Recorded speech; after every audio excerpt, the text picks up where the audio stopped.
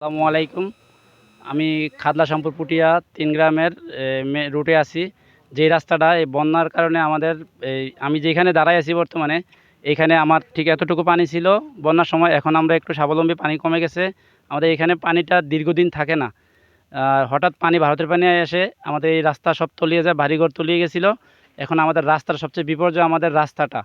আমাদের এদিকে দূর থেকে অনেক ত্রাণ পেয়েছি।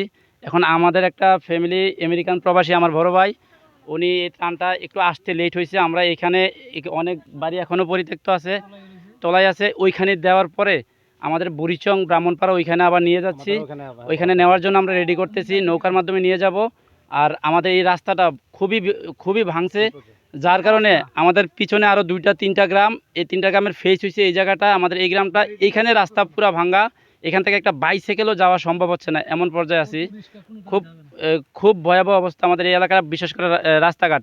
বন্যা শেষ হয়ে গেল, আমাদের দুর্গত এই রাস্তা না না হলে আমাদের দুর্গতি থেকেই যাবে। কারণ আমাদের বড় ভাই একটু কথা বলবেন, যার মাধ্যমে আমাদের ত্রাণগুলো দিতে পারতেছি। জি, আসসালামু আলাইকুম। যে আমি ১০ নং বাইক ইউনিয়ন ৯ নং ওয়ার্ড। যে আমি পুটিয়া খাদলা শ্যামপুরের ৩ গ্রামের মধ্যে আমাদের গ্রামটা হচ্ছে শ্যামপুর মধ্যস্থলে আছে। তো আমাদের এই বন্যার কারণে মূলত আমাদের এই যে গ্রামের ৩ গ্রামের এই মেন রাস্তাটা, এই রাস্তাটা এখন বন্যার জন্য এই একদম অবস্থা খুব খারাপ। আমাদের এখন বাইকবাসী বা আমাদের ৩ গ্রামের পক্ষ থেকে আমাদের এই রাস্তাটা এখন এই করে দেওয়ার জন্য আমাদের এই দরকার, বিশেষভাবে প্রয়োজনে কি এই রাস্তাটা করে দেওয়া। ঠিক আছে। আর ত্রাণ, আমাদের এগুলো ত্রাণ আমরা হয়তো শেষ পর্যায়ে আসছি এই ত্রাণটা নিয়ে। ঠিক আছে, পৌঁছতে আমাদের একটু সময় লাগছে। তো আমাদের নেক্সট মিশন হয়েছে দেখা গেছে ব্রাহ্মণপাড়া, বুড়ুচুং উপজেলা।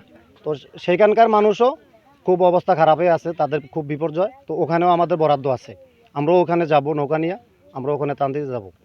আসসালামু আলাইকুম। অষ্টজগল থেকে পুটিয়া পর্যন্ত শালদা নদী ঘেঁষা যেই বাড়িগুলো, অনেক বাড়ি আপনার অতিরিক্ত স্রোতের কারণে বাড়ি ভাঙ্গা গেছে। অনেক গরিব ফ্যামিলি আছে আমাদের এদিকে।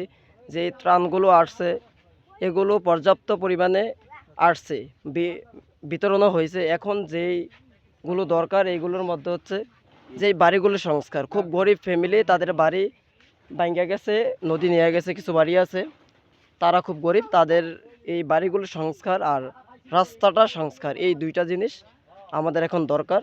আর তেমন কিছু আমরা দরকার এখন বর্তমানে দরকার নাই। অষ্টজঙ্গল থেকে খাদলা পর্যন্ত রাস্তাটা যদি সংস্কার হয় তাহলে হাজার মানুষ, পূর্ব এলাকার মানুষ যাতায়াত করতে পারবে ভালোভাবে। এইখান থেকে একটা বাইসাইকেলও চলতে পারে না, এত খারাপ অবস্থা এই রাস্তাটার। এই রাস্তাটা যদি বেশি একটু দেওয়া যায় তাইলেই আমাদের উপকার হবে।